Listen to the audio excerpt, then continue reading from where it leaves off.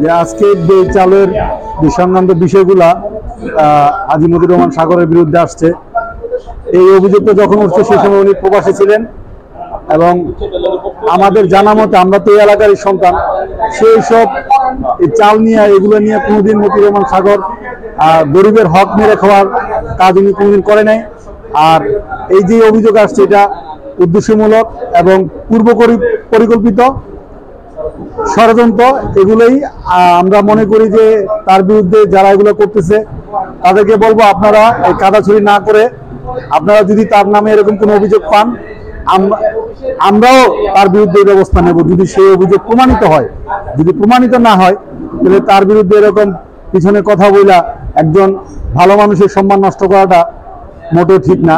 আর যেহেতু আমাদের সামনে নির্বাচনকে সামনে রেখে আমি বলবো সবাই আসুন, আমরা একসাথে মিলেমিশে আমাদের দলের ভিতরে সবার সাথেই বিভিন্ন পদবীর জন্য আমরা লড়াই করে থাকি।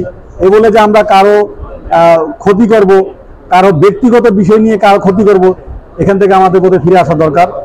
আমি মনে করি এটা আমাদের ঘড়িশা ইউনিয়ন যুব দলের পক্ষ থেকে আমি এটা তীব্র প্রতিবাদ এবং নিন্দা জানাই।